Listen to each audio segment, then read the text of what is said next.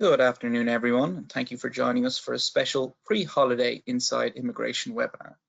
Today, we're joined by Senior Associates Kelly Goldthorpe and Cristina Guida. Before we start, the panelists will open up the webinar at the end for some questions. Please feel free to ask any questions through the pop-up text bar on your screen. If the panelists do not get to your question, you can contact them through the information provided on screen or by reaching out to me directly at info@gans.com. And with that being said, I'll hand things over to the panelists. Good afternoon, everyone. Happy holidays, happy early holidays to everyone. Welcome to a December edition of Inside Immigration with GANS. So the question on a lot of people's minds these days is, can I travel over the holidays, and what are the documents that I would need to be able to come back? So the federal government has recommended that all non-essential travel be put on hold, and that's difficult for a lot of people that have family or that need to go visit their home countries overseas and whatnot during this time.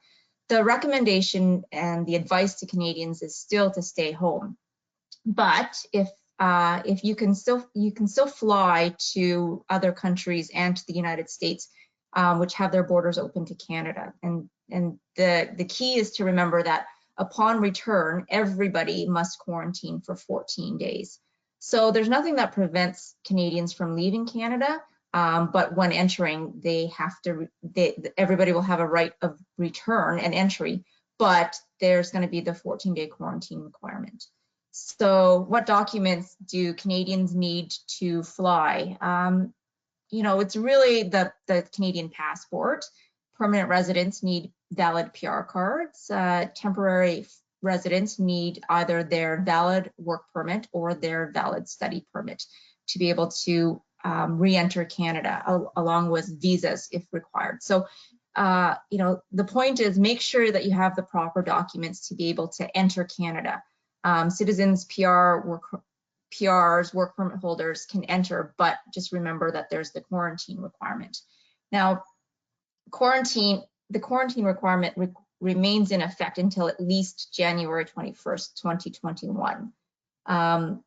There are some exceptions to the quarantine requirement, and a lot of people are asking, well, who's getting exempt and how can I get exempt, and what qualifies for an exemption from quarantine?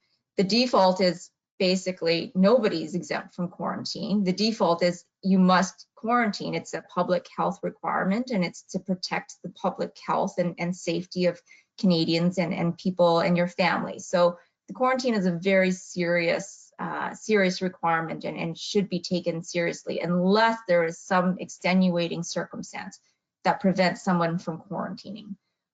So who's getting quarantine exemptions?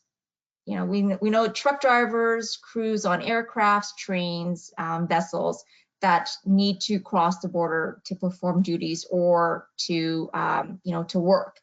People who cross the border regularly to go to their normal place of employment. So people that live on at border towns, that work on either side of the border but live on the other side. Those people are working and traveling for an essential purpose, and so they're exempt from quarantine.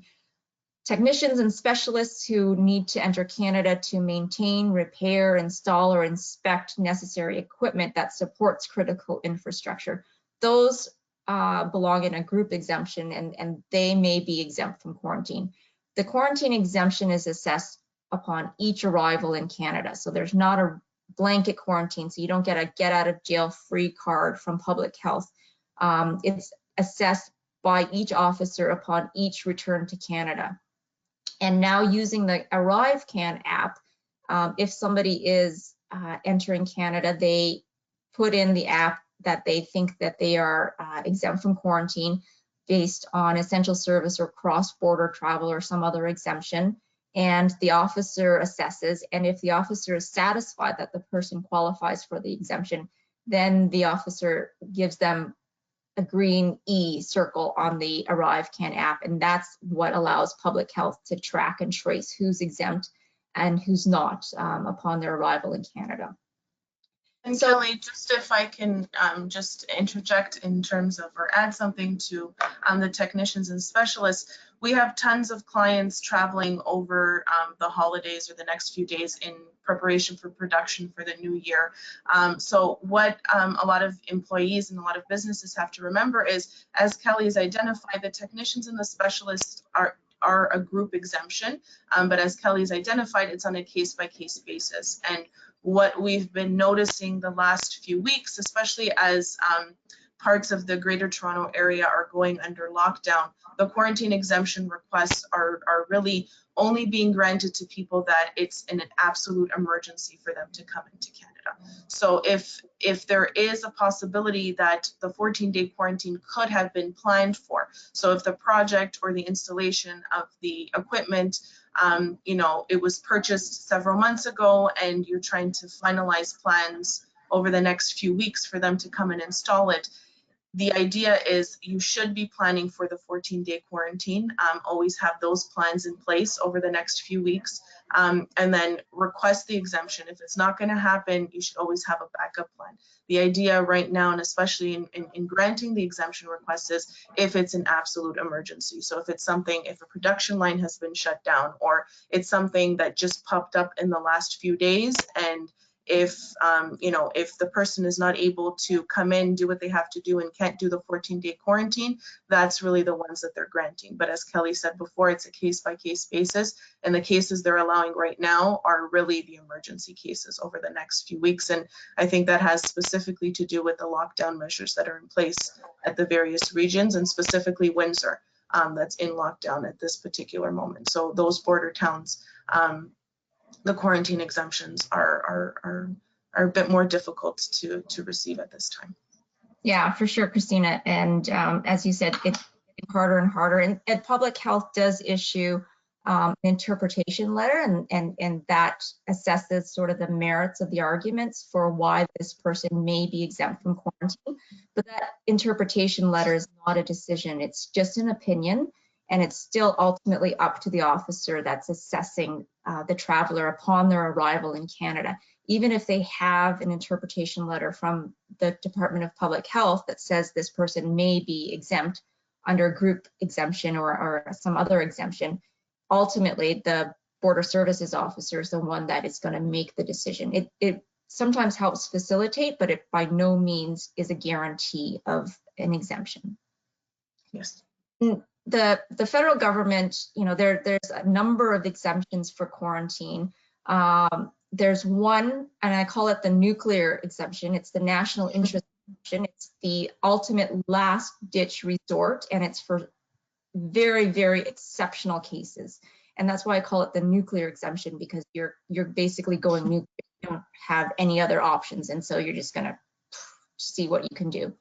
And our understanding is the federal government has granted about 1,700 national interest exemptions.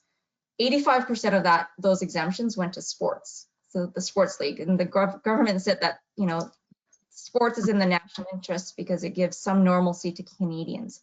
Now, a number of others, the other 15% went to some business travelers who are doing specific tasks or work that's deemed in the national interest.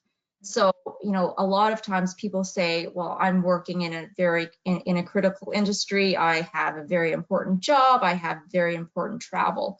And you know, I agree. And I think that, you know, basically the problem is that there's the lack of transparency over decision making and what may be considered in the national interest and what would be considered, you know, a group exemption, or what's considered an essential purpose. And so that's the issue, is just we never know who we're going to get at the border. And so, you know, an A+ package seen by the worst officer on their worst day could result in a refusal, whereas a C package seen by a friendly facilitative officer, you know, can be granted a quarantine exemption, because the decision is so discretionary and there's just a lack of transparency over how they make those decisions. So the bottom line is Santa Claus has been granted an exemption from quarantine. Santa Claus is considered an essential service, And Santa is able to travel to Canada at this time, but everybody else we're not so sure on. So, we know travel exemption, special authorization for travelers. Plan ahead because things are taking longer. People are starting to work from home more because of the increased lockdowns, and the government's processing times are taking longer. So extended family member written authorizations, so boyfriend, girlfriend, siblings, adult children of Canadian citizens or permanent residents. It's taking about 2 weeks or more to get written authorization for extended family members to travel. For immediate family members of Canadian citizens and permanent residents, there's no written authorization that's necessary. And so, spouse, dependent child, parent, if they're traveling from the United States, they can be reunited immediately, providing evidence that the travel is non-discretionary and that they're coming to live with their spouse or partner or family member. They don't need written authorization if they're coming from the US. If they're coming from a country other than the US to visit, a work permit holder, and they need written authorization in advance. And that written authorization is taking, Christina, have you had one recently? I haven't. They're taking at least 30 days in some cases. There's only a few that happened within a few weeks, but they are taking much longer to process. Yeah. And keep in mind that written authorization for reuniting with immediate family members who are on work permits in Canada is for one-time travel for the period that's needed. For those who have immediate family members who are Canadian citizens or permanent residents, written authorization is not needed. However, to board the flight, if coming from outside of the United States, they need to demonstrate proof of relationship. And the issue is getting ahead of the airline agent who may not understand the travel ban and the exemption. And so having proof of family relationship is very, very important to demonstrate that the person is exempt from the travel ban as an immediate family member of a Canadian citizen or permanent resident. And then again, remember, everybody quarantines except for Santa. That's it. That's the travel over holidays. I mean, the only one who's got the green light to not quarantine over the next few days, in the next few weeks actually, is Santa Claus, because as Kelly mentioned before, travel over the holidays, the big thing to consider here is the 14-day quarantine requirement. So in preparing for your travel over the next few days, make sure that you have your quarantine plan in place, that you've filled out, you've downloaded the Arrive Can app on your phone, you have all of your information, and you've made arrangements for your quarantine. So what does that mean? You'll have to know where you're staying. You're going to have made arrangements for your necessities, so your groceries, medication, in a contactless manner. So either you're arriving at a place that's been stocked by your family or friends, or you're going to make arrangements for contactless delivery through Uber and the various apps that are available now to provide you with groceries. But the big thing is to make sure that you are quarantining, and please know that public health and the various authorities will be following up with you during that period of time. So don't be alarmed if you receive a call from someone just checking up on you to make sure that everything's okay, how you're feeling, where you are, because they just want to make sure that everyone is respecting the quarantine requirements. Unfortunately, there have been a few instances where there's people that haven't respected the requirements, and they've quarantined maybe for a few days and then decided to walk around. That's not permitted. So I need everybody to remember that if you're in quarantine, you're confined to your place of residence. So if you have a backyard, you can take a walk, but unfortunately there's no walks around the block, in contact. Even if you have a mask, it's not possible. It's just a way for public health to try and contain the virus and, you know, any potential spread. So just be aware of that. And as I said, a balcony backyard is permissible, but a walk around the block is not during that 14-day quarantine period. But the good news is it's Christmas, so it's hopefully you're quarantining properly with your family and friends as per the guidelines from public health, but just keep that in mind that quarantine exemptions will likely not be permitted in that case, so plan for that.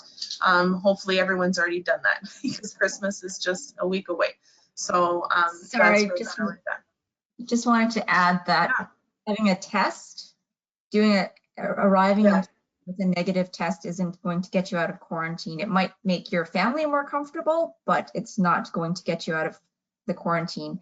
And with the vaccine, I've had questions from people saying, if I have the vaccine, do I still need to quarantine? And the answer is yes. So right now, nothing has changed in terms of rapid testing or vaccines having any impact on the requirement to quarantine. Yeah, because again, the COVID test, in their opinion, is just a moment in time. It could have been, you know, it's just a snapshot, and you know, from the time of arriving to Canada and all of that, there could have been transmission. So it unfortunately, it doesn't work in these particular instances. I think that's all in regards to travel, Kelly. If there's anything else you want to add to that?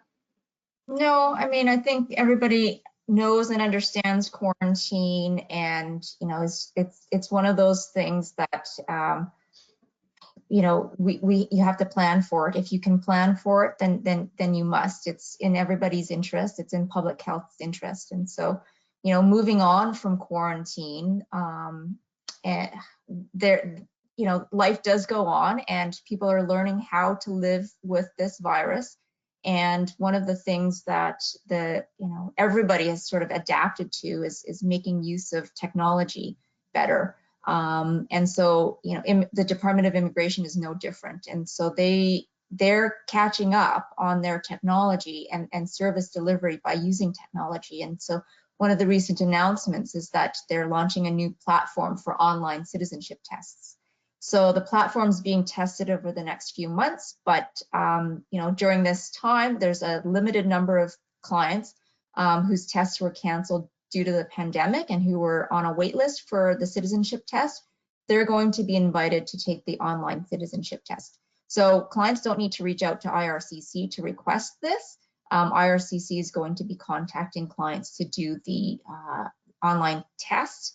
If they prefer not to do an online test, then clients can wait until in-person tests resume. We don't know when that's going to be, but there is the option to wait if they're not comfortable doing the online test. And then once IRCC confirms the stability of the testing platform, then they intend to invite more clients to take the test. And so, you know, they've been able to do, like most cases, most citizenship tests have been canceled since March. And so this is a step in the right direction, because unless citizenship applicants meet this milestone, they're not going to be called for the citizenship oath. And so this is going to allow for citizenship to continue to move forward. So that's, you know, that's making use of technology. Absolutely. And I mean, Kelly, you identified it. I mean, the Canadian government, specifically with certain applications like citizenship, PR cards, you know, sponsorship applications, those are all paper-based applications. So as a result of the pandemic, those are the applications that we've seen the most delays with, because most people have a work from home order. So they're the ones that were put on pause for the last several months. It's not few anymore, several months. So having them, you know, update the online platform for taking the test is a step in the right direction. And I'm hopeful they're going to continue to move the processes, hopefully, on an online platform. So, you know, things, as Kelly said, things can continue as normal, or as normal as possible. So that's a good sign in that regard. And another great sign that was identified or was announced very late in November, but it's as of December at this point, is biometrics. So biometrics previously, as we know, the ability to take your biometrics or do them were completely closed. And then they slowly reopened them with Service Canada agents reaching out to PR applicants to schedule their biometrics appointments. That happened for a few months, but now they've implemented an online booking system. So now all biometrics have resumed, and through the online platform, you can go through one of the local Service Canada facilities that is doing them, and you can book your appointment. So that's also a really great update, because now you don't have to wait for immigration to come to you. You get the request, you go online, you book your appointment, you get your biometrics completed, and that's going to continue you on in the processing of your permanent residency, which again is a great update, and it's very promising to get things as close to normal in 2021. So that's a good way to end off the year, in my opinion. Yeah, for sure. They overseas biometrics is a different story. So we know in some jurisdictions like Mexico and Brazil, the facilities are closed. So people can't even get to that milestone. And so it's becoming an issue. And so what we've done in some instances is request for biometrics to be deferred until the entry. In fact, I think there's a lobbying effort to make biometrics deferred up to the port of entry instead of at the beginning of the process before the application is even assessed, to require biometrics to be done, so that biometrics can be done at the final stage instead of the one of the first steps. So again, some innovations and some adaptations that the government is doing, and hoping to facilitate more travel. And definitely immigration hasn't stopped, or at least the interest in coming to Canada hasn't stopped, and they're making efforts to continue the flow. Yeah, definitely. I mean, it's been hard because, again, the Canadian government just, they have such a large system and so many different levels that they're just trying to coordinate it. So, I mean, it's good. I mean, immigration has never, as Kelly said, has never stopped. It's always been a priority. The Minister of Citizenship and Immigration continuously, promotes that idea that, immigration's not closed. It's just a bit slower than usual. And they're doing what they can at the various levels to improve that. So, I mean, we're very hopeful for that. Another exciting announcement that happened in December was that the Canadian government signed an agreement with Italy in regards to the international experience class. So they've renewed their agreement, where previously it was an exchange of 6 months for each country, so 6 months on a work permit and 6 months as a visitor. So they've renegotiated that bilateral agreement, which is fantastic. And I know all my Italian clients are going to be very happy about that. And maybe even my family in Italy can come and visit now, or work now for the time being. So what they've done is they've opened up the working holiday and young professionals for Italian nationals between the ages of 18 and 35. So now they can participate for 24 months under either one of the categories. So it's great. So you can do the international co-op.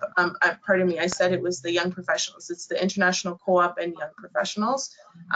So, I mean, this is great news, because now we'll have a lot of, youth coming to Canada. And we know that the job forces, are suffering. We do need people, and this is great, great news for the future.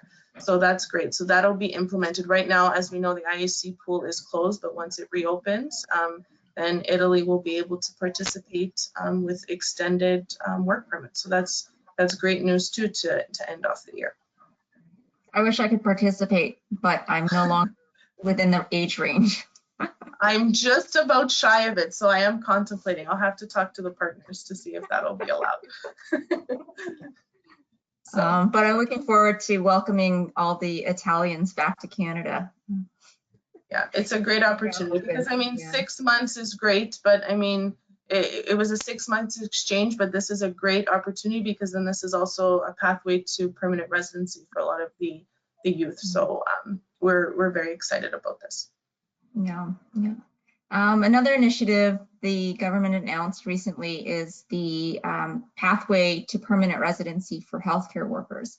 So the minister wanted to recognize the exceptional service of refugee claimants and has put in place a temporary public policy to facilitate granting permanent residence status to some refugee claimants who've been working in Canada in the Canadian healthcare sector and providing direct patient care during the COVID pandemic. And this is also recognized in the province of Quebec. And so until August 31st, 2021, eligible applicants can submit their application for permanent residence if they meet the criteria of being a refugee claimant in Canada and having worked directly providing patient care during the COVID-19 pandemic. So, we thank these tireless workers for their frontline essential services, and this is a way for the government of Canada to recognize that important service that they've been providing. And so hopefully people who have come to Canada looking for a safe haven and have been working in the front lines will get their permanent residence status. And the government has made it a priority to process. So up until August of 2021, they have the opportunity to submit the application. Great news as well. As I said before, it's been a tough year, but all these new updates, just as we're closing off the year, is hopeful for 2021, and we'll see things moving again, as quickly as they can. It's a balancing act, unfortunately, between public health and the other requirements, but I think we're heading in the right direction. So looking forward to 2021. Yeah. So we'll take a couple of questions. Yeah. Okay, so during the pandemic, no one thinks about visitors. Are there any news about visitors to Canada yet? So the answer currently is no. The border is closed until January 21, 2021 to non-essential, discretionary non-essential travel to Canada. So visitors who want to come and see the beautiful country in the dead of winter are currently not allowed. So, yes. Unfortunately, the borders are still closed to non-essential travel. Yeah, and as Kelly said earlier on in the webinar, that's until at least January 21st, 2021. So, and then they could be extended thereafter. So over these next few weeks, yeah, non-essential travel is not allowed. And there's another question here in relation to quarantine. Would you need to do a 14-day quarantine after arriving from the US to visit family member who's an international student? The same applies here. It's twofold. One is that would be considered discretionary travel because it's not an essential service. Basically, you can't just show up at the border. You would need that special authorization that Kelly spoke about before if you qualify as one of the family members. So you'll need special authorization to do that. And then in regards to the quarantine plan, if you are provided with that special authorization to come into Canada, you will have to prepare for 14-day quarantine. The last question is, do young professionals need an LMIA? And no, they do not need an LMIA. The young professionals category is an LMIA exempt work permit. So no labor market impact assessment is necessary. Yes, and that's exactly what the young professionals, so what they just announced with the Italian nationals and lots of other countries are participating the same way. They don't need it, so they can come in on a working holiday, young professionals. So it's a great opportunity for the youth to get some work experience in Canada and Canadians to get work experience abroad. So it's great. And then before we end off, I just overlooked one last question, and it's regards to traveling if you have a confirmation of permanent residence or expired PR card. Again, it's about if you have your expired permanent residency card, obviously you cannot board a charter flight. Your permanent residency card is essentially your travel document. you do have the opportunity to potentially cross at a land border, but again, each case is particular. So if you have specific questions about your particular case, feel free to reach out to either myself or Kelly, and we can advise you accordingly. Well, we wish everybody happy holidays, and happy to report again that Santa is going to be making stops to every household in Canada that celebrates. And yeah, wish everybody happy holidays. Yes, happy holidays, happy new year, and we'll see you all again in 2021.